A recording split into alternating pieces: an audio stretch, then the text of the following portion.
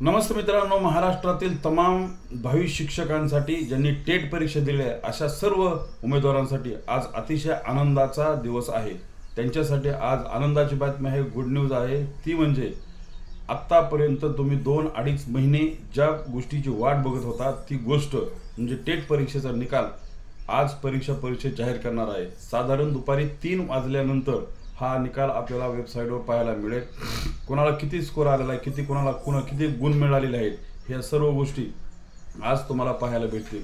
साधारण महाराष्ट्रामध्ये 2.25 लाख उमेदवारांनी ज्यांचे डी.एड झालं होतं, बी.एड झालं होतं अशा शिक्षकांनी टेट परीक्षा 2025 दिली होती आणि त्या सर्व उमेदवारांचं भवितव्य हे त्या परीक्षेमध्ये उत्तरपत्रिकेत बंद झालेलं होतं। साधारण 3 वाजल्याच्या नंतर कोणत्या उमेदवाराला किती मार्क मिळालेले आहेत, किती गुण मिळालेले आहेत याचं तुम्हाला वेबसाईटवर पाहायला मिळेल।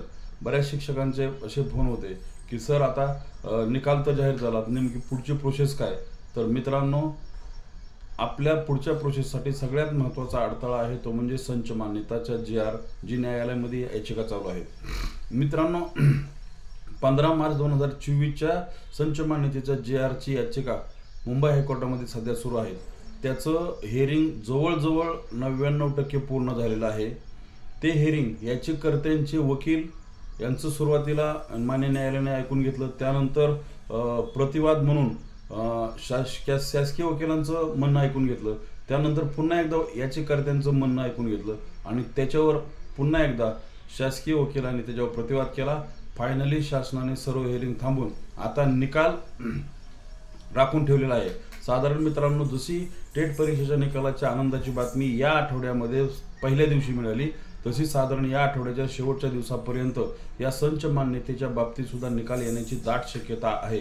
जर मित्रांनो 15 मार्च 2024च्या संच मान्यतेचा जी.आर जर रद्द झाला, तो होणारच आहे, पण तो जर रद्द झाला तर साधारण 30 ते 35 हजार जागा महाराष्ट्रामध्ये टेट उमेदवारांना मिळणार आहेत आणि त्यामुळं जास्तीत जास्त उमेदवार शिक्षक म्हणून रुजू होतील।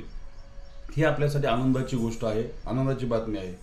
पण जर हा जी.आर रद्द झाला नाही तर मात्र प्रत्येक जिल्हा परिषदामध्ये जागा जी निघणार आहे, शिक्षक भरती जागा ह्या अतिशय कमी असतील, कारण या जी.आरमध्ये आहे ते शिक्षकच अतिरिक्त होत असल्यामुळं नवीन शिक्षकांची भरती जवळजवळ रद्दच होऊ शकते। त्यामुळं हा जी.आर 15 मार्च 2024चा संच मान्यतेचा जी.आर रद्द होणं अतिशय गरजेचं आहे आणि तो रद्द होणार आहे। आणि आपल्याला साधारण दिवाळीपर्यंत प्रत्येक जिल्हा परिषदेचे पोर्टलवर जागा अपलोड केल्या जातील, त्यांचे याद्या प्रसिद्ध केल्या जातील, त्यानंतर संस्थेवरच्या जागा पोर्टलला अपलोड केल्या जातील, त्यानंतर त्यांची यादी प्रसिद्ध केली जाईल। अशा साधारण गोष्टीला आणखी 3 ते 4 महिने कालावधी लागू शकतो।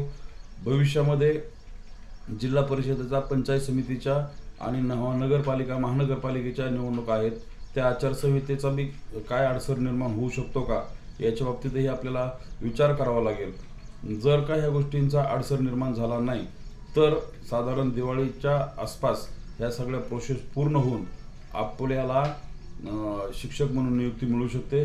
पण जर या गोष्टीमध्ये विलंब झाला तर नक्कीच आपण शिक्षक क्रांती संघटनेच्या माध्यमातून या शिक्षकांना टेटधारक उमेदवारांना नक्की न्याय मिळवून देणार आहोत।